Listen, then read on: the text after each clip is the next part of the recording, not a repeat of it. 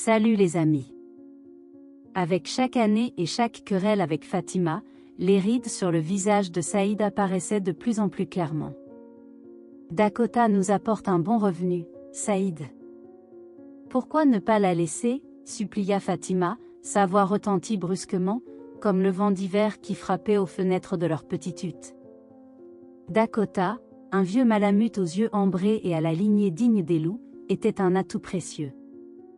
Ces chiots étaient en demande auprès des chasseurs et des agriculteurs en raison de leur endurance et de leur odeur piquante.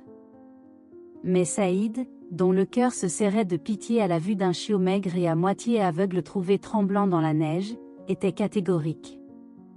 Il l'a appelée Marshmallow, dans l'espoir d'un nouveau départ. Elle est trop vieille, Fatima. Son temps est parti. Et les guimauves.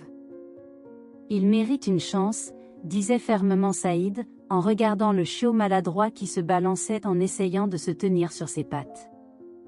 Fatima, les bras croisés sur les hanches, sourit une chance? Qu'est-ce qu'il va nous donner? Elle nous mangera dès que nous la quitterons. La tension dans leur maison augmentait comme de la glace sur la rivière en hiver. Saïd sentit un gouffre se creuser entre lui et Fatima. Son pragmatisme ne pouvait égaler sa tendresse inexplicable pour le petit être qu'il avait sauvé. Après tout, il ne pouvait plus supporter ce combat. Il conduisit Dakota, avec son museau gris lourd, à la lisière de la forêt et l'attacha à un puissant chêne, la laissant là. Les premières gouttes de pluie tombèrent sur son pelage épais, froid et implacable. Elle sanglotait, son cœur était sourd dans sa poitrine. Elle tirait la corde, ses griffes grattaient l'écorce de l'arbre. La pluie s'est transformée en averse et le vent a sifflé, la transperçant jusqu'aux os. Mais elle a continué à attendre, dévouée et persistante, comme toujours. Cependant, le froid devenait de plus en plus fort et la solitude était insupportable. Elle rongeait la corde avec des dents usées, son corps tremblait et un goût amer de cannabis apparaissait dans sa bouche. Quand la corde a finalement succombé, elle a jeté un dernier coup d'œil à la cabane, puis s'est dirigée vers la forêt sombre. Ça fait des semaines. Dakota, guidée par un instinct ancien, a appris à chasser à nouveau. Son corps épuisé trouvait la force dans le besoin de survie. Elle a attrapé des lapins et des lièvres, mais la solitude est restée sa compagne constante. Un jour, elle est tombée sur 3 petits chiots pleurnichards cachés dans une tanière sous les racines d'un arbre. Les louveteaux étaient orphelins et impuissants. Un instinct plus fort que jamais l'a envahi. Elle, abandonnée et seule, est devenue leur protectrice.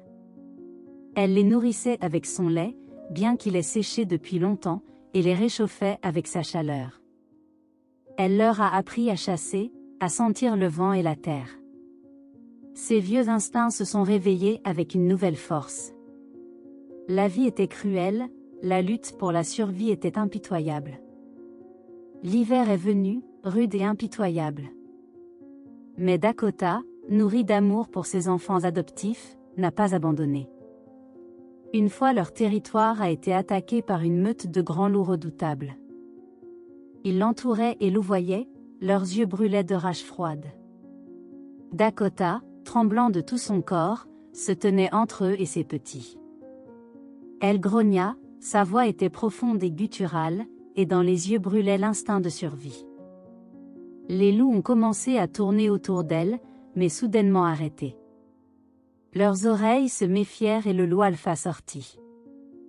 Il a attrapé son odeur, l'odeur du confort de la maison, mais aussi quelque chose d'autre, une dévotion profonde et inébranlable.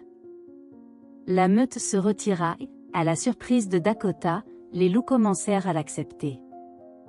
Ils ont reconnu sa puissance et sa résilience. Elle n'en faisait pas partie, mais ils la respectaient pour son amour et son dévouement frénétique.